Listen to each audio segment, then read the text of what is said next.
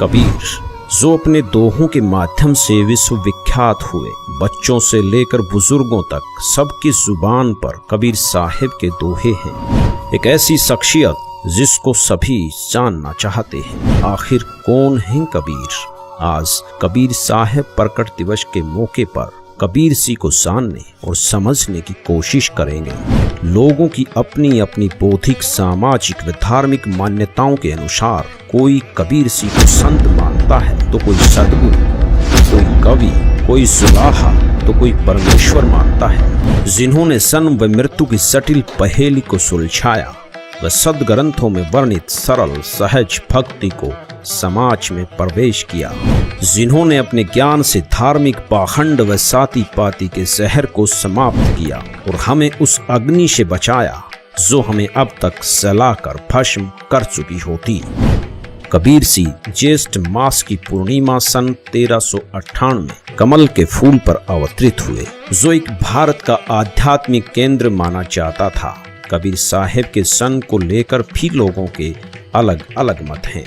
कोई कहता है कि कबीर साहिब सी का सन एक विधवा ब्राह्मणी के गर्भ से हुआ है। वह लोक लाज के डर से तालाब के किनारे छोड़ गई थी। कुछ लोगों का मानना है कि कबीर साहिब सी बालक रूप धारण करके तालाब में उपस्थित कमल के फूल पर प्रकट हुए थे। लेकिन जो पहला मत है कि कबीर साहिब सी का सन विधवा ब्राह्मणी से हुआ था, हमारी टीम ने इस धारणा पर विश्लेषण किया तथा इतिहास की छानबीन की गई तो बात गलत सिद्ध हुई, क्योंकि इस विषय में कोई भी प्रमाण नहीं मिला, न कहीं विधवा ब्राह्मणी का जिक्र है, जिसका प्रमाण हम आगे इस वीडियो में दिखाएंगे। दूसरी धारणा है कि कबीर सी बालक के रूप में खिले हुए कमल के फूल पर प्रकट हुए थे, जिसके हमें चौंकाने वाले प्रमाण मिले। कबीर साहिब सी के जन्म की इस गुत्थी को सुलझाने के लिए हमारी टीम काशी की तरफ प्रस्थान करती है।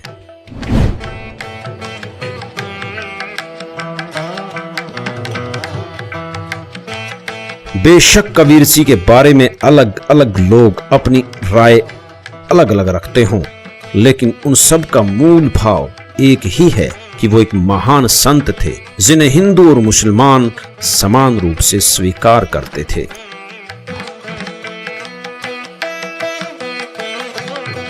सर, कुछ लोगों का मानना है कि कबीर साहब जी का जन्म विधवा ब्राह्मणी से हुआ है। इस बारे में आप क्या कहेंगे? हम लोग बीजक जो पढ़ते हैं तो एक तालाब दिखाया गया, किसी तालाब में उनकी पैदाइश हुआ और वहाँ से नीरू और नीमा लेके इसी मठ में उनको लालन पालन किए, ज्ञान लिए कबीर चौरा से। सर, जो बच्चों का पाठ्यक्रम है उसमें जो कबीर जी का जीवन परिचय आता है, उसमें लिखा हुआ है कि कबीर जी का जन्म विधवा ब्राह्मणी से हुआ है। इस बात में कितनी सच्चाई है? आपसे पहले ही कह चुके हैं कि लोग लिख देते हैं कि दंती है कि विधवा ब्राह्मणी के घर में, लेकिन किसी ने तो देखा नहीं था। यहाँ तो इतिहास तो सब लिख दिए है, लेकिन हम लोग मानने के लिए इसको तैयार नहीं है। लोगों का मानना है कि कबीर जी का जो जन्म हुआ एक विधवा ब्राह्मणी के गर्भ से हुआ। इस बात में कितनी सच्चाई है? अब ये तो नहीं, फूलों में हम बताते रहे, फूलों में पैदा हुए, फूलों में समाप्त हो गए। काशी में आने के बाद एक बात तो स्पष्ट हो चुकी है कि कबीर साहिब सी का सन किसी विधवा ब्राह्मणी से नहीं हुआ। यह एक मिथ्या धारणा है। यही वो सरोवर है जहाँ कबीर सी किताबों में लिखा गया है जो है कि दंती है, तो मैं देखा कि इसका जन्म विधवा ब्राह्मणी के गर्भ से हुआ था। लेकिन किसको माना जाए है? लेकिन हम तो यही मानते कबीर साहब का जन्म जो कि कमल के फूल पर हुआ था। सच्चाई है सर, खाली फूलों पर ही अगर फूलों पर समाप्त हुए ना, फूलों से समाप्त हुए, जहाँ दो ठो फूल मिले। आप कबीर जी को क्या मानते हो? हम तो संत मानते हो, कवि मानते हो, सदगुरु मानते हो, भगवान मानते हो? दुनिया के सबसे बड़ा भगवान तो नहीं है, एकदम सच्चाई है। आज जो स्थिति लहरतारा की बनी हुई है, जो कि ओरिजिनल प्लेस कहा जाता है कि यहाँ पे कबीर जी को, तो इस बारे में क्या कहेंगे? पहले कितना बड़ा तालाब था, आप तो यहाँ पे शुरू से रह रहे हैं, तो यहाँ की क्या स्थिति थी वो बताइए एक बार। अब ये 7 किलोमीटर लंबा है तालाब है। अब सिकुड़ते उड़ते कब्जा होते होते अब एक आधा किलोमीटर बच गया है, 1 किलोमीटर। ये जो लहरतारा ये क्या है सर? सर, ये तो कबीर जी का स्थल है, जो है इसी में पैदाइश हुआ था जी। कबीर जी को एक संत मानते हैं, कवि मानते हैं, भगवान मानते हैं, या फिर एक सद? जी भगवान ही है, कबीर संत है तो फिर बहुत इनका बहुत नाम है, बहुत बाहर से बहुत लोग आते हैं, ऐसी बात तो है नहीं। के लोगों में जो आस्था है कबीर जी को लेकर के, जी बहुत सारे संत तो ऐसे हैं जो उनको भगवान मानते हैं और बहुत ज्यादा प्रचार प्रसार भी करते हैं। वो तो भगवान तो है ही है लेकिन जिस सर। जगह को और कहा जाता है कि उनका जन्म लहरतारा में हुआ था, जो कि वो एक उनको कमल के फूल पे तालाब में पाया गया था। और उसके बाद जब उनकी मृत्यु हुई तो उसमें हिंदू और मुस्लिम जो दो समुदाय थे उनको आपस में वो झगड़े थे कि हमें इनकी बॉडी हमें चाहिए।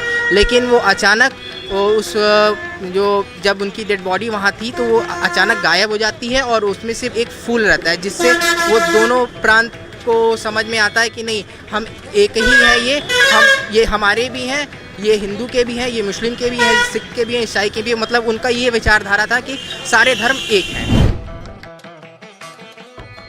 2019 का यह दृश्य लहरतारा तालाब की वर्तमान हालत बता रहा है कि यहाँ सरकार द्वारा इसका रख रखाव नहीं किया गया है। वर्तमान में ये सूख चुका है। अब हम उस स्थान की ओर चलते हैं जहाँ पर कबीर साहब के प्रकट होने के और भी साक्ष्य मौजूद हैं।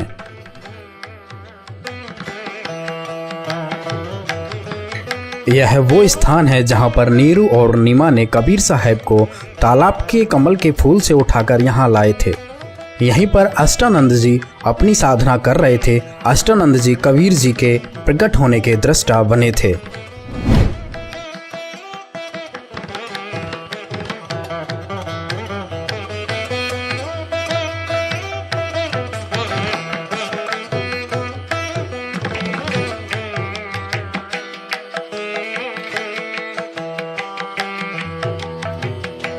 ये जो स्थान आप देख रहे हैं ये लहरतारा तालाब का किनारा है। जैसे कि आपको वहाँ पे तालाब में दिखाया था कबीर जी का वहाँ प्रकट हुआ था और इस किनारे से होते हुए नीरू नीमा कबीर जी को उठाकर लाए थे। और ये हम आपको ले चल रहे हैं जो कबीर साहब के उस समय के प्राचीन मंदिर है जो वीर सिंह बघेल ने बनवाया था। ये जो आप सामने देख रहे हैं ये वीर सिंह बघेल के द्वारा उस समय बनवाया गया था, जहाँ से कबीर साहब जी को नीरू नीमा और ने तालाब से उठा के यहाँ पे कुछ देर रोका था। यहाँ पर ये बोर्ड लिखा हुआ है, इस पे सब कुछ लिखा हुआ है। श्री सदगुरु कबीर प्राकट्य स्थल। यह वही स्थल है जहाँ पर सदगुरु कबीर साहब जेठ पूर्णिमा विक्रम संवत 1455 सन 1398 में उतरे थे। इसी स्थल से नीरू नीमा इन्हें उठाकर नीरू टीला, नरहरपुरा अब कबीर चौरा, काशी ले गए थे। यह मंदिर अति प्राचीन है। इसे आचार्य श्रुति गोपाल साहब एवं राजाधिराज वीर सिंह बघेल ने विक्रम संवत 1585 माघ सुदी नमी को बनवाया था, जो आज भी अपने मूल रूप में विद्वान है। इस स्थल का उल्लेख देश विदेश के अनेक विद्वानों ने किया है। इसके उत्तर में कुछ दूरी पर कबीर स्तंभ है, जहाँ पर नीरू नीमा ने विश्राम किया था। उस स्थल का निर्माण उत्तर प्रदेश शासन द्वारा कराया गया है।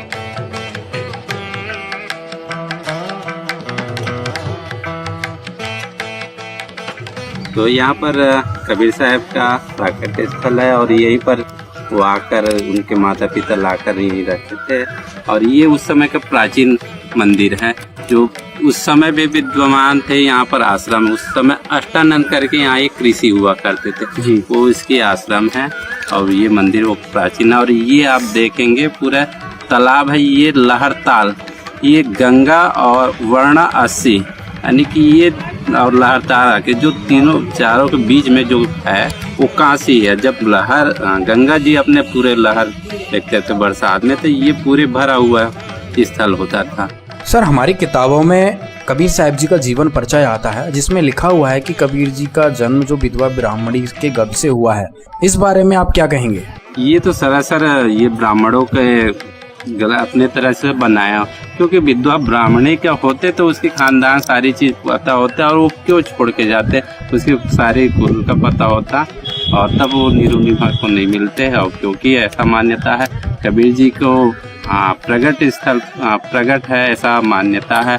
और उनकी लास्ट में भी वही स्थिति है कि कमल के फूल में मिले और लास्ट में भी कमल हो गया, जो उनकी डेड बॉडी नहीं मिला जब काशी छोड़कर उन्होंने मगहर अपना, ऐसा मान्यता था कि मगहर में मरने से गधा होते हैं और काशी में मरने से मुक्ति होते हैं। तो कबीर जी ने उन्होंने इस भ्रम को तोड़ने के लिए काशी छोड़कर मगहर गया और उन्होंने अपने शरीर वहीं छोड़े तो वहाँ भी उनकी डेड बॉडी नहीं मिली, उसकी जगह भी फूल मिले और जो फूल और चादर मिले तो फूल का मंदिर बनाया गया और वहाँ के जो मुसलमान शासक बिजली खां पटा उन्होंने मजार बनाया और वहीं से कुछ फूल लाकर जहाँ कबीर जी रहा करते थे वहाँ पर एक समाधि दिया गया। यहाँ पर ही ये जो अष्टानंद का विवरण आता है कि जब कबीर जी प्रकट हुए थे तो अष्टानंद को एक प्रकाश दिखा था, तो वो अष्टानंद जी यहीं पर बैठे तपस्या कर रहे थे। आज भी उनकी यहाँ पे अष्टानंद की, ये आप सामने देखिए, ये उनकी समाधि बनाई गई है। यहाँ से जो उनसे हम जानेंगे। सर, अष्टानंद के बारे में क्या बताएंगे आप? अष्टानंद जी उस समय जो ऐसा मान्यता थे कबीर जी को देखते थे, वो उसकी एक तरह संरक्षक थे और वो यहाँ पर बैठते थे और बाद में उनकी ये समाधि यहाँ पर दिया गया। उस समय भी ये आश्रम हुआ करते थे। कबीर जी जब प्रकट हुए थे तो उन्होंने आंखों से देखा हुआ था, इस चीज़ का प्रमाण? हाँ जी, उन्होंने देखा था कि कुछ प्रकाश आया, फिर बाद में उनको नीरू नीमा को मिला तब भी पता चला। तो यहाँ पर दोस्तों अभी दिखाया ये अष्टानंद की यहाँ पे समाधि बनी हुई है। तो जो इतिहास में 600 साल पुराना इतिहास है, कोई ज़्यादा लाखों वर्ष पुराना इतिहास नहीं है जिसको ना माना जाए। ये सब एक चीज़ सिद्ध हो गया, ग्राउंड रिपोर्ट आपको दिखाई, इस पे स्पष्ट हो गया कि कबीर जी सशरीर प्रकट हुए थे। यहाँ के जो लोग हैं इनको मूल जानकारी है कि कबीर जी का किसी भी माता पिता से उनका जन्म नहीं हुआ था, वो सशरीर प्रकट हुए थे। तालाब से किनारे से यहाँ पे नीरू नीमा लेके आए थे। उनकी यादगार में यहाँ पे वीर सिंह बघेल ने यह यादगार बनाई और इसी स्थान पर यहाँ पर अष्टानंद, जब कबीर जी का प्रकट हुआ, जब आसमान से प्रकाश का गोला एक आया तो अष्टानंद ने देखा था, तो यहाँ पे अष्टानंद की एक समाधि बनी हुई है। कुछ लोग उनके जन्म को किसी विधवा ब्राह्मणी से उत्पन्न बताते हैं, लेकिन कबीर सिंह ने खुद ही अपने जन्म के विषय में बतलाया है। अवधू अवगत से चल आया, मेरा कोई भेद मुर्म न पाया, ना मेरा जन्म न गर्भ बसेरा, बालक बन दिखलाया, काशी नगर जल कमल पडेरा, तहाँ जुलाही न पाया। मात पिता मेरे कछु नाही, ना मेरे घर दासी, जुल्ला का सुत आन कहाया, जगत करो मेरी हंसी। ये 5 तत्वों का धरना मेरा, जानो ज्ञान अपारा, सत स्वरूपी नाम साहेब का, ओहे नाम हमारा। अगर दीप गगन गुफा में तान्य वस्तु सारा, तेरा ज्योत स्वरूपी अलख निरंजन, वो डरता ध्यान हमारा। हाड चाम लहू ना मेरे, कोई जाने सतनाम उपासी, तारण तरण अभय पद दाता, मैं हूँ कबीर अविनाशी। दरअसल कबीर सिंह का जन्म किसी माता पिता के संयोग से नहीं हुआ, वो अपने निज लोक से चलकर यहाँ के सत भक्ति बतलाने के लिए अवतरित हुए हैं। ऐसा उनसे परिचित संतों ने अपनी वाणी के प्रमाण दिए हैं।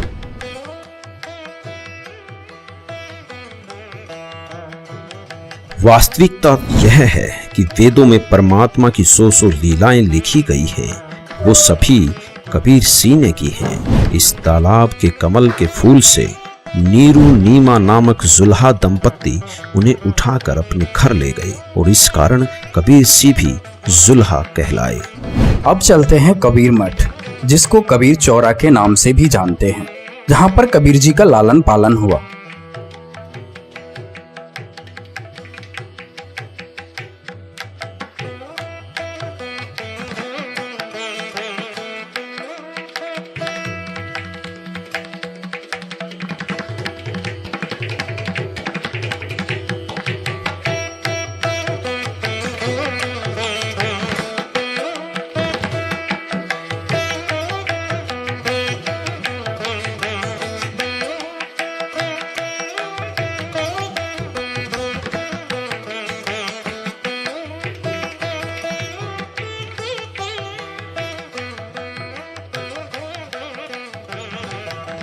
कबीर जी लगभग कबीर मठ में 115 वर्ष रहे।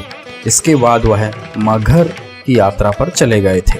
सबसे पहले आपको वो जगह दिखाते हैं जहां नीरू नीमा ने कबीर जी का पालन किया। इस स्थान को नीरू नीमा टीला के नाम से जाना जाता है। कबीर साहब जी की यहीं पर कुटिया थी। मिट्टी की कुटिया होने के कारण जीर्ण शीर्ण हो चुकी थी। अब पुनः इसी स्थान पर एक कुटिया यादगार के रूप में बनाई जा रही है। यह नीरू नीमा की समाधि स्थल है।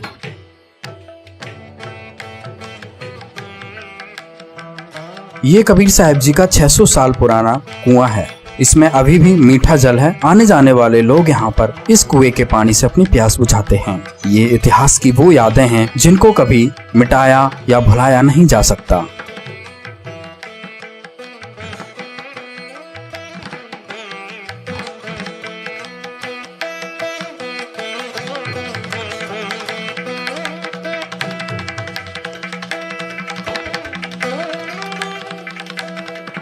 कबीर मठ में कबीर साहब जी की काफी यादगारों को संभाल कर रखा गया है। कबीर मठ के मुख्य द्वार से प्रवेश करते हुए सबसे पहले यह कबीर जी की समाधि स्थल मिलती है। जब कबीर जी मगहर में सशरीर सतलोक चले गए थे तो यहाँ के काशी नरेश वीर सिंह बघेल भी गए थे और कबीर साहब के सतलोक चले जाने के बाद वहाँ पर कुछ सुगंधित पुष्प मिले थे, तो वहाँ पर आधे आधे फूल लेकर हिंदू और मुसलमानों ने कबीर जी की समाधि बना दी थी और उनमें से ही कुछ फूल लेकर राजा वीर सिंह बघेल काशी लेकर आ गए थे, जहां पर कबीर मठ में ही उन्होंने कबीर जी की यादगार के रूप में यह समाधि बना दी। यह स्थल उस घटना का प्रतीक है जहां पर कबीर साहब जी ने सर्वानंद को ज्ञान में पराजित किया था। संत रामपाल जी ने अपने सत्संगों में इस घटना का काफी विस्तार से विवरण दिया है कि किस तरह से एक ब्राह्मण अपने ज्ञान के घमंड में सर्वजीत बनना चाहता था, जो शूद्रों के हाथों से पानी भी नहीं पीता था। उसको कबीर जी ने अपनी लीला से इस कुएं का पानी पीने के लिए मजबूर कर दिया था। आखिर में सर्वानंद भी कबीर साहब जी का शिष्य बन गया था।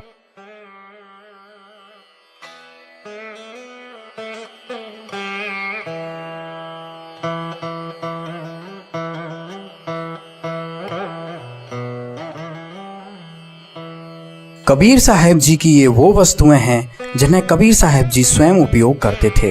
ये कबीर साहब जी का वो यंत्र है जिससे वो कपड़े बुनकर जुलाही की भूमिका करते थे। और यह गोरखनाथ वाला वही त्रिशूल है जिसमें एक बार कबीर साहब जी और गोरखनाथ जी की ज्ञान गोष्ठी होती है, जिसमें गोरखनाथ जी इस त्रिशूल के ऊपर बैठ जाते हैं तो कबीर साहब जी अपनी शक्ति को दिखाते हुए कपड़े बुनने वाले धागे को ऊपर फेंकते हैं और उस धागे के ऊपर जाकर बैठ जाते हैं। कबीर जी कौन है? कबीर जी पूर्ण परमात्मा हैं और कबीर जी यहाँ 120 वर्ष रह के चले गए। उन्होंने बहुत सारी लीलाएं करी हैं, अनेक लोगों को जिंदा किया है। शेख तकी की मरी हुई लड़की को कब्र से निकाल के जिंदा किया है। उनकी बहुत सारी लीलाएं हैं, हर ग्रंथ में प्रमाण है उनका, वेदों में प्रमाण है, गीता जी में प्रमाण है, हर जगह लिखा हुआ है। वो पूर्ण परमात्मा है। वो सत्पुरुष थे, महापुरुष थे और ऐसा महापुरुष थे जो कि लोगों को एक संजीवनी का काम करते थे। कबीर जी के बारे में लोग ये मानते हैं कि वो एक अच्छे संत थे, कवि थे। यहाँ तक कि कबीर पंथ के साधु ही उन्हें कहते हैं कि वो सदगुरु थे। लेकिन भगवान मानने वालों ने हमने कबीर पंथ में ही देखा है कि बहुत सारे कम लोग ऐसे हैं जो कबीर जी को भगवान के तौर पर देखते हैं। आपकी अगर बात करें तो आप कबीर जी को किस रूप में देखते हैं? देखिए, कबीर जी तो हमारे तो भगवान हैं ही, क्योंकि वो तो एक अच्छे पथ प्रदर्शक है। तो मेरे लिए तो भगवान ही, जो अच्छा काम करता है वही भगवान है। एक उनको कबीर की जो है वो तो बहुत अद्भुत संत हुए समाज के लिए ना, तो वो जिस रूप में जो माने, लेकिन हम जो खास कर मानते हैं वो परम सदगुरु थे। उनके द्वारा हम जीवित हैं, उनके द्वारा लोग जीवित रहते हैं, अच्छे ज्ञानी बनते हैं, अच्छे आदमी बनते हैं। इसलिए मेरे लिए वो परमात्मा।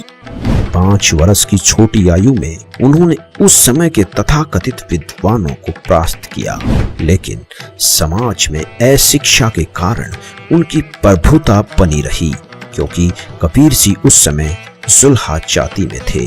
उन्हें पढ़ने का अधिकार न होने के कारण लोग उनकी बात पर विश्वास नहीं कर पाए, बल्कि उनके सत्य वचनों के कारण उनके घोर विरोधी बन गए। लेकिन रामानंद जी जैसे कुछ पुण्यकर्मी प्राणियों ने उनके मार्ग को स्वीकार किया, जिन्होंने कबीर जी के कहने से गुरु परंपरा बनाए रखने के लिए उनके गुरु की भूमिका की।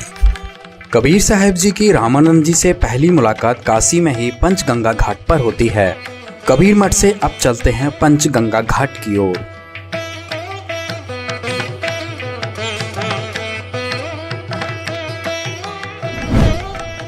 पंचगंगा घाट वह स्थान है जहां पर कबीर साहब जी ने अपनी 5 वर्ष की आयु में 2.5 वर्ष के बालक का रूप धारण करके इन्हीं सीढ़ियों पर जल्दी सुबह आकर लेट गए थे।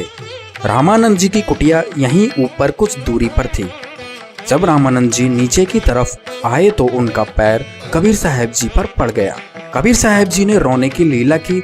तब रामानंद जी ने बालक को रोता देख शांत कराने के लिए एकदम राम का उच्चारण करते हुए नीचे झुकते हैं तो उनकी माला कबीर साहब जी के गले में गिर जाती है। इस तरह कबीर साहब जी ने इस लीला से रामानंद जी को अपना गुरु बनाया था। बाद में कबीर साहब जी ने रामानंद जी को पूरा ज्ञान समझाया था। रामानंद जी को पता चल गया था कि कबीर साहब जी ही पूर्ण परमात्मा हैं। उसके बाद रामानंद जी ने कबीर साहब की बताई हुई भक्ति की थी। पंचगंगा घाट से ऊपर की तरफ चलेंगे तो यहीं पर रामानंद जी का आश्रम था। आज भी यहाँ पर रामानंद जी, कबीर साहब जी, रविदास जी और पीपा जी की मूर्ति यादगार के रूप में बनी हुई हैं।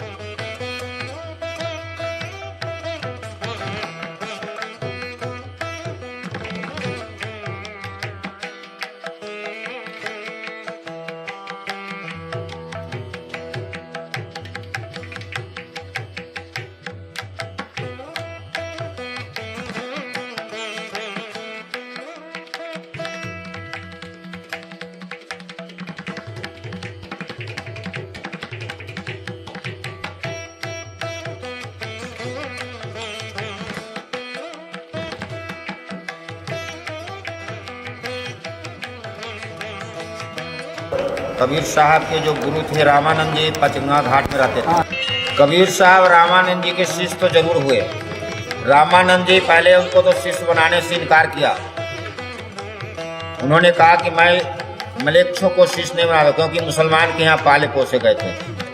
तो कबीर साहब अपना स्वरूप को बदलकर गंगा किनारे बाल स्वरूप में लेटे थे। रामानंद स्वामी सवेरे 4 बजे जाते थे स्नान करने को, तो अंधियारा में उनका पैर पड़ गए जाते समय बालक पर। तो उसी समय उन्होंने रामानंद जी ने कहा राम नाम कहो बच्चा, और उनके गले में उनकी माला भी गिर गई उसी समय। तो वो फिर उसके बाद वो चले गए गंगा स्नान करने को। बालक शांत हो गए। फिर उधर से आते तो बालक नहीं पाया उन्होंने। इस तरह से आया। दूसरे दिन फिर रामानंद जी के आश्रम में कबीर साहब पहुँचे। उनके शिष्यों लोगों ने कोलाहल मचाया कि कैसे ये मुसलमानों को आपने भर्ती कर लिया यहाँ।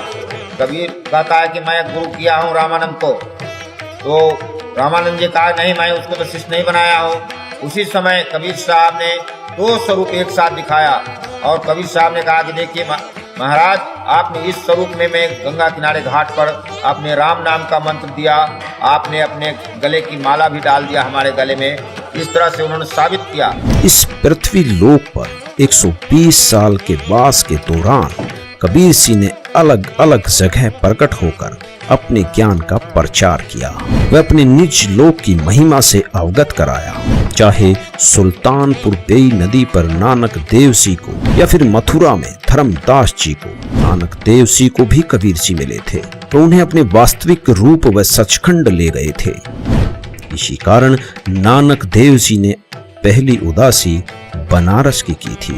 कबीर जी ने प्रचलित संतों के इस मत को कि प्रारब्ध के कर्म भोगने से ही समाप्त होते हैं, इसको भी अपने सामर्थ्य से समाप्त किया। वह बहुत से लोगों के इस तरह के कष्टों को समाप्त किया जिन्हें अन्य प्रारब्ध कर्म बतलाकर उनसे मुक्ति असंभव बतलाते थे। उस समय के दिल्ली के शासक सिकंदर लोधी भी इसी कर्म की मार से दुखी थे, जिनका जलन का रोग पूरे दुनिया भर के वैद्य ठीक नहीं कर सके। तो सब मुल्ला पंडित काजियों ने कह दिया कि ये तो आपके प्रारब्ध का कर्म है। लेकिन उनके उस जलन के रोग को कबीर देव जी ने अपने आशीर्वाद मात्र से ठीक कर दिया और ये प्रमाण दिया कि वो समर्थ शक्ति थे। यहाँ भी कबीर सिंह ने वेदों के उस बात को सिद्ध किया कि परमात्मा भयंकर से भयंकर रोग का नाश कर सुखी जीवन दे सकता है। चलो आपको एक 2 मिनट की वेदों से प्रमाणित करने वाली वीडियो दिखाते हैं। देखिए, वेद इसको प्रमाणित करेंगे कि परमात्मा घोर पाप का विनाश कर देता है। ये देखिए, ये महर्षि दानु सरस्वती द्वारा ही इसका अनुवाद है। अब देखिएगा, यजुर्वेद के 8वें अध्याय का 13वां मंत्र स्पष्ट करेगा। ये 8वां अध्याय और 241 पृष्ठ पे 8वें अध्याय का 13वां श्लोक। इसमें क्या लिखा है कि देव कर्तस्य एनस्य अवजनमसि, मनुष्य कर्तस्य एनस्य अवजनमसि, पितृ कर्तस्य एनस्य अवजनमसि, आत्म कर्तस्य एनस्य अवजनमसि, एनस्य अनस्य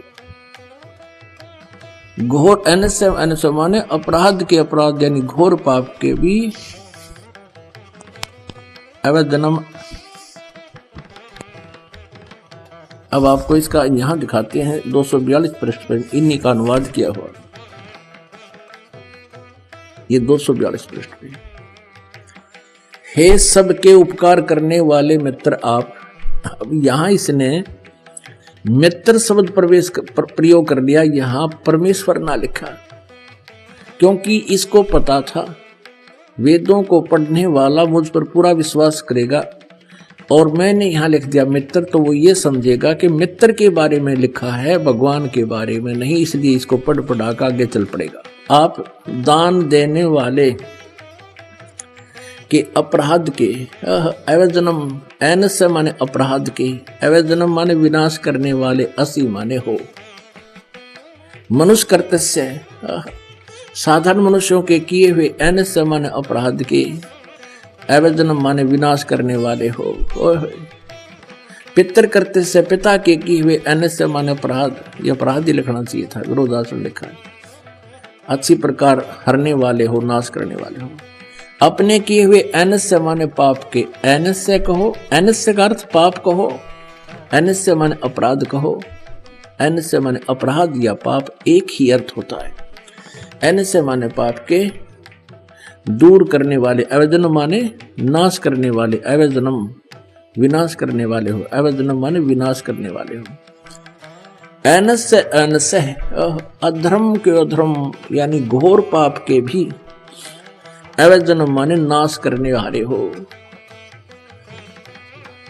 अब जानता हुआ मैं जो कुछ भी अधर्म आचरण किया करता हूं या करूं, अनजान में जो कुछ भी किया करता हूं या करूं, उस सब एनस्य माने अपराध के, पाप के, दुष्ट आचरण के नहीं, पाप के आप अवजन माने नाश करने वाले हो।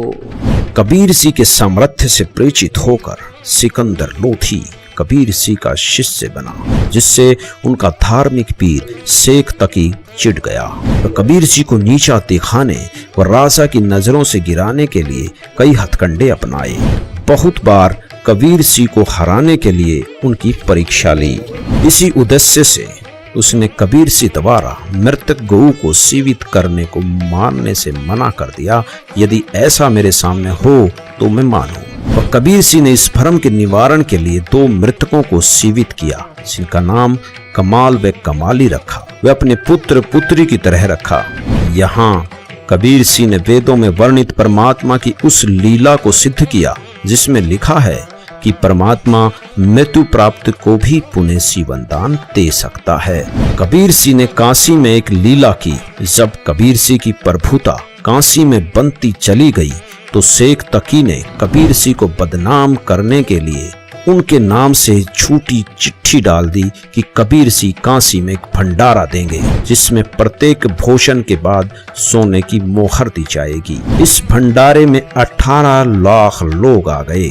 कबीर सिंह जो छोटी सी झोपड़ी में रहते थे, कबीर सिंह ने उन सबको अपनी महिमा से परिचित कराते हुए सबको 3 दिन तक वो भंडारा दिया जो शायद इतिहास का सबसे अनोखा भंडारा था। कबीर सिंह ने अपने यहाँ के वास के दौरान प्रचलित पाखंड पूजा, मूर्ति पूजा, जाति पाति की व्यवस्था आदि का भी घोर विरोध किया, जिससे उस समय के धर्मगुरु उनके विरोधी हो गए। कबीर सिंह ने सबको बताया कि हम क्यों मर रहे हैं। वह उस सत्यलोक की पूरी जानकारी थी जहाँ मृत्यु नहीं है, जहाँ किसी प्रकार का कष्ट नहीं है, सो हमारा वास्तविक घर है। कबीर सिंह एक ही समय में बहुत सी जगह पर प्रकट होकर अपना ज्ञान प्रचार करते थे, जिससे उनके 64 लाख शिष्य बने, जिनको उन्होंने अपनी शक्ति से सुख दिया। लेकिन जनता के अशिक्षित होने से उनका विरोध भी बहुत हुआ और उन पर अनगिनत यातनाएं दी गई। उन्हें नकली गुरुओं के दबाव में दरिया में डाला गया, उन्हें जलते तेल के कड़ाहे में डाला गया, उन पर 3 पहर तक तोप के गोले दागे गए और भी न जाने क्या क्या किया गया। लेकिन वो अविनाशी है, इसलिए उनका कुछ नहीं बिगड़ा। कबीर सागर, जो कबीर परमेश्वर सिंह की वाणियों का संग्रह है, उन्हीं के द्वारा लिखा गया है। कबीर सिंह ने धर्मदास जी को पूर्ण ज्ञान बतलाया और साथ ही मूल ज्ञान, जो शिव की मुक्ति का आधार है, को गुप्त रखने का आदेश भी दिया। जिस समय कबीर सिंह प्रकट हुए, उस समय के पंडितों ने ये भ्रमणा फैला रखी थी कि काशी में मरने वाले की मुक्ति होती है, सबकी मगहर में मरने वाले गधे की योनि प्राप्त करते हैं। कबीर सिंह ने इस भ्रम का नाश करने के लिए काशी शहर को छोड़कर मगहर में गए। वे वहीं हजारों लोगों की उपस्थिति में सशरीर सतलोक चले गए। उनका शरीर नहीं मिला, बल्कि उसके स्थान पर उतने ही सुगंधित फूल मिले। कबीर सिंह ने यह स्थापित किया कि सत भक्ति करने वाला कहीं रहे उसकी मुक्ति होगी, और गलत साधना करने वाला कहीं रहे वो दुर्गति को प्राप्त होगा। अब चलते हैं मगहर, जहाँ पर कबीर साहब जी की समाधि बनी हुई है।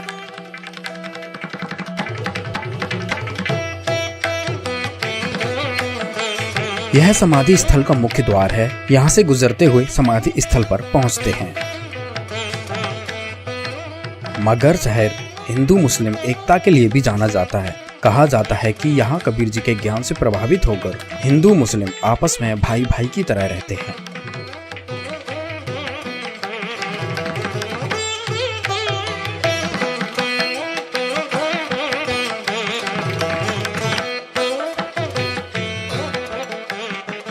अभी आप देख रहे हैं कबीर समाधि व मजार स्थल। यही वो जगह है जहां से कबीर साहब जी सशरीर सतलोक चले गए थे। उनके शरीर के स्थान पर कुछ फूल मिले थे, जिन्हें मुस्लिम राजा बिजली खान पठान और काशी नरेश वीर सिंह बघेल ने आधे आधे बांटकर राजा बिजली खान पठान ने मजार बनवा दी थी और वीर सिंह बघेल ने मंदिर। ये आप देख रहे हैं मस्जिद, जो कि मुस्लिम राजा ने आधे फूल लेकर कबीर साहब जी की यादगार बनवाई थी। यह कबीर जी की मजार है। इसकी देखरेख यहाँ एक मुस्लिम परिवार पीढ़ियां दर पीढ़ियां करता आ रहा है। इनसे बात करने पर इन्होंने बताया कि कबीर साहब जी की मृत्यु नहीं हुई थी। कबीर साहब जी के अंत समय में कुछ फूल मिले थे। ये भी कबीर साहब जी को अल्लाह के रूप में मानते हैं।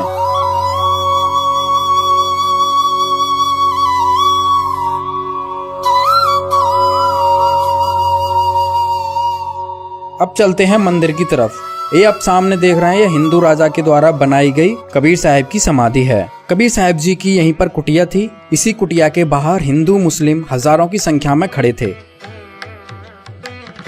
कबीर जी के शरीर को लेकर अपने अपने धर्म की मान्यताओं के अनुसार उनका अंतिम संस्कार करना चाहते थे। इसी बात को लेकर लड़ने के लिए वो तैयार हो गए थे। कबीर साहब ने फिर दोनों राजाओं को समझाया था। अंत में कबीर साहब ने कहा था, आप लोगों को हमारा शरीर नहीं मिलेगा, जो भी वस्तु मिले उसको आधा आधा कर लेना। कबीर साहब जी इसी स्थान से सशरीर सतलोक चले गए थे। कबीर साहब के आदेश अनुसार दोनों राजाओं ने अपनी अपनी धार्मिक मान्यताओं के अनुसार उन फूलों की समाधि बनवा दी।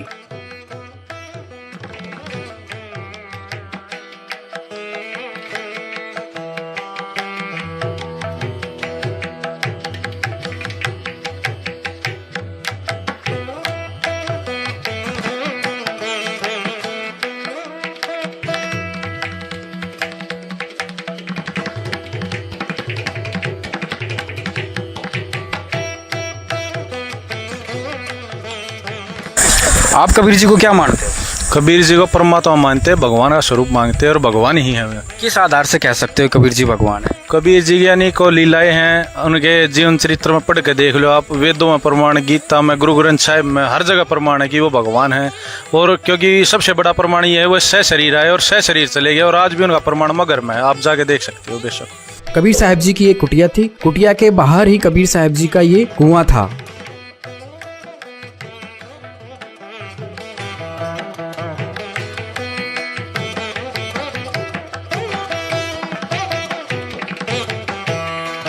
कबीर साहब जी के चमत्कारों में से एक लीला और मगहर में देखने को मिलती है।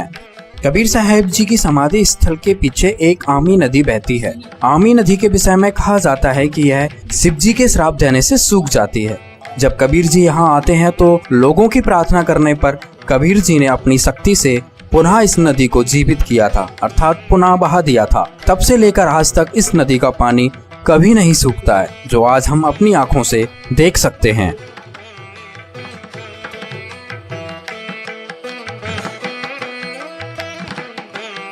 ये वो जगह है जहां से कबीर साहिब जी सह शरीर सतलोक चले गए थे और उनके शरीर के स्थान पर फूल मिले थे। कबीर साहिब जी द्वारा दी गई मानवता की शिक्षा को सिरोधार्य करके हिंदू और मुसलमानों से उन फूलों को आधा आधा बांट लिया। यहाँ हिंदुओं ने यादगार के रूप में मंदिर बनवा दिया और मुसलमानों ने ये मस्जिद। काशी और मगहर की यात्रा के बाद तथा इतिहास के प्रमाणों को देखते हुए स्पष्ट हो जाता है कि कबीर साहिब जी का न जन्म हुआ और न ही मृत्यु। सह शरीर सतलोक से आए थे और सह शरीर सतलोक चले गए। हाँ, यहाँ एक खास बात और, जब पुत्र मोह के कारण धर्मदास जी व्याकुल हो उठे कि मूल ज्ञान के बिना मुक्ति नहीं और कबीर परमेश्वर जी ने मूल ज्ञान को गुप्त रखने का आदेश दे दिया, तो मेरे वंशज कैसे मुक्त होंगे। उनकी उसी शंका का समाधान करते हुए कबीर परमेश्वर जी ने कहा कि धर्मदास मेरे नाम से 12 पंथ काल चलाएगा। उसी 12वें पंथ गरीबदास जी के पंथ में मैं खुद चल कर आऊंगा और पूरे विश्व को सत्य ज्ञान बतलाऊंगा। 12वां पंथ गरीबदास जी का है और उसी पंथ में आज कबीर जी के अवतार संत रामपाल जी महाराज अवतरित हैं, जो पूरे विश्व के तारणहार हैं। इस संदर्भ में आपको कबीर सागर से प्रमाण दिखाता एक वीडियो दिखाते हैं। वो 12 पंथ कौन कौन से हैं और परमात्मा 12वें पंथ में स्वयं चलकर आएंगे, ये कबीर परमेश्वर ने स्वयं कहा है अपनी सच्चिदानंद घन ब्रह्म की वाणी में, कबीर वाणी में। ये देखिएगा, कबीर सागर संपूर्ण 11 भाग खेमरा श्री कृष्णदास प्रकाशन बंबई से प्रकाशित है। ये है कबीर वाणी 136 पृष्ठ पे। यहाँ लिखा है कि 12 पंथ काल फुरमाना और भूले जीव न जावे ठिकाना। इन 12 पंथों में काल का ही फुरमान है और इसमें भटके हुए भूले हुए प्राणी कभी भी सतलोक नहीं जा सकते। कौन कौन से? ये तो है कबीर वाणी में 136 पृष्ठ पे। अब देखो यहाँ पर कबीर चरित्र बोध में, ये है कबीर चरित्र बोध बोध सागर और ये है 1871 पृष्ठ। और यहाँ देखते हैं बोध सागर, ये 1870 पर कबीर साहब के पंथों का वृंतांत। नारायण दास जी का पंथ, ये इन्होंने गलत लिखा है, नारायण दास नहीं है, ये चूड़ामणि जी का पंथ है। आगे दिखाएंगे दूसरे स्थान पर वो सही लिखा है। दूसरा याज्ञोदास जी का पंथ, ये याज्ञोदास जी का पंथ। और तीसरा है सूरत गोपाल। चौथा है मूल निरंजन का पंथ। पांचवा टकसारी पंथ। छठा भगवान दास जी का पंथ। सातवां सतनामी पंथ और 8वां कमालीय पंथ, कमाली का पंथ। और 9वां राम कबीर पंथ। 10वां प्रेम धाम की वाणी पंथ और 11वां जीवा पंथ और 12वां गरीबदास पंथ। अब इन्हीं 12 पंथों का फिर यहाँ कबीर वाणी में, ये कबीर चरित्र बोध में आपने देखा बोध सागर में, और ये भी बोध सागर है और ये कबीर वाणी है 136 पृष्ठ पर। यहाँ लिखा है 12 पंथ चलो सो भेद, द्वादश पंथ काल फुरमाना, भूले जीव न जाओ ठिकाना। ताते आगम कही हम राखा, वंश हमारा चूड़ामणि शाखा। प्रथम जग में जागो भरमावे, ये दूसरा होना चाहिए था। प्रथम तो ये चूड़ामणि है, यहाँ इन्होंने गलत अपनी तरफ से मिलावट कर दी कबीर पंथियों ने। ये लिखा है, ये बोध सागर 1870 पृष्ठ पर, ये कबीर चरित्र बोध में। यहाँ पर इन्होंने गलत लिखा है, यहाँ लिखना था प्रथम चूड़ामणि जी का पंथ, दूसरा यागोदास जी का पंथ, और सूरत गोपाल मूल निरंजन चौथा। अब यहाँ उसी का प्रमाण है।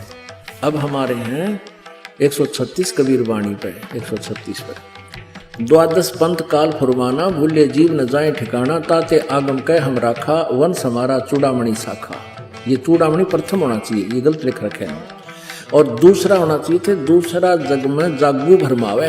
ये यहाँ पर लिखा है इसको, ये देखिएगा, यागो पंथ।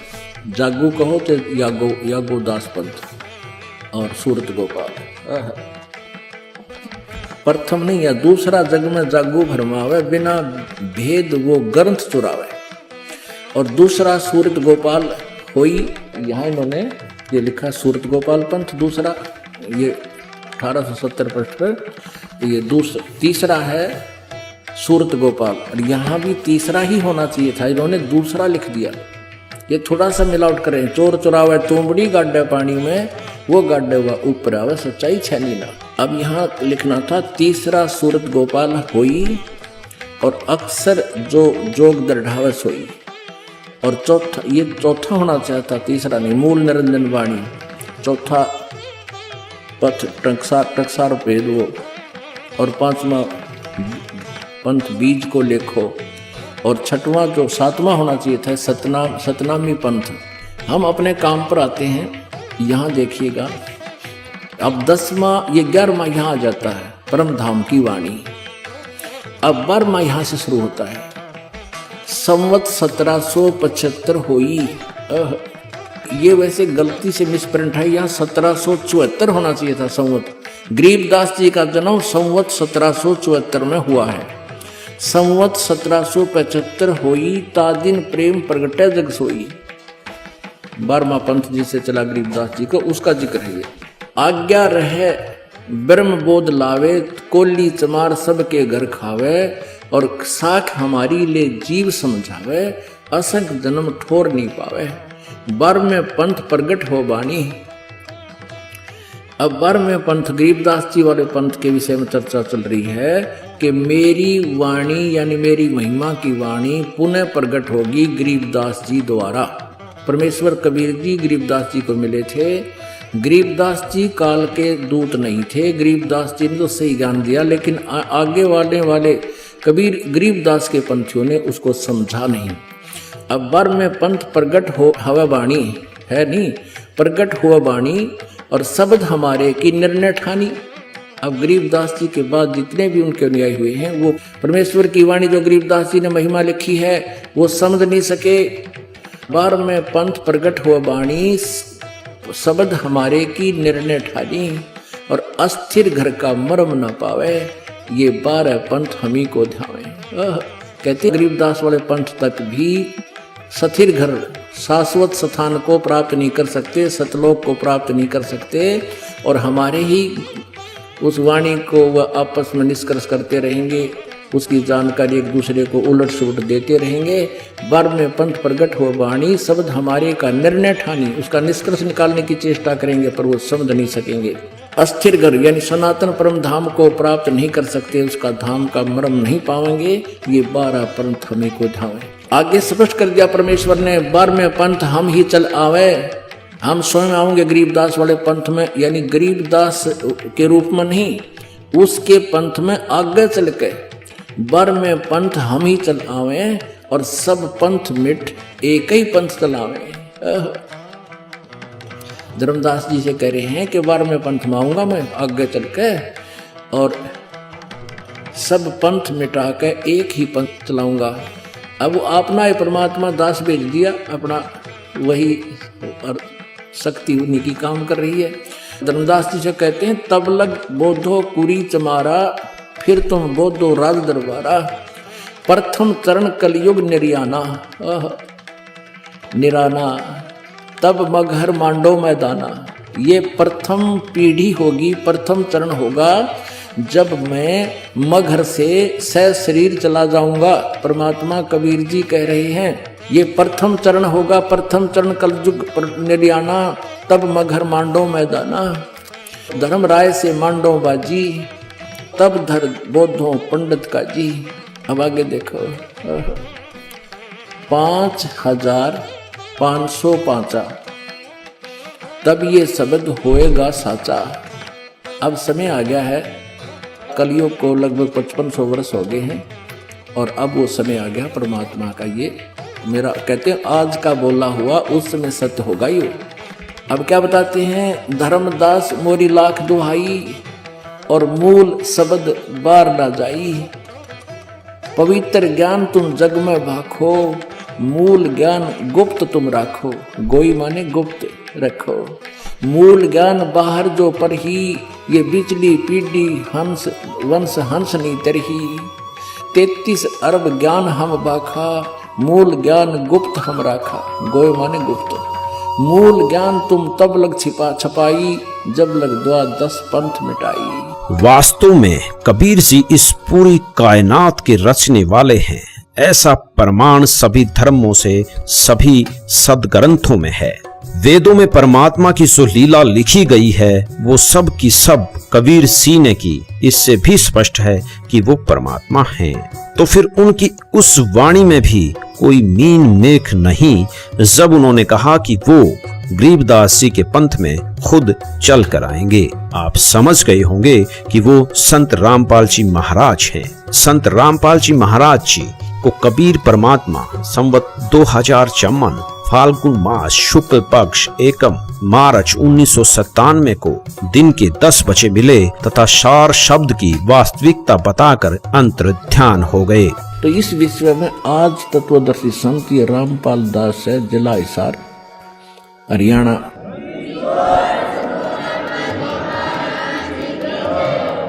अब किसी का भ्रम ना रहना चाहिए। देखो, एक 1000 का नोट है, उस पर लिखा है कि मैं धारक को 1000 रुपये देने का वायदा करता हूँ। दास पे लिखा नहीं है, दास बोल सकता है कि मैं उपासक को सर्व सुख और पूरा कंप्लीट मोक्ष देने का वायदा करता हूँ जब नियम रहोगे तो।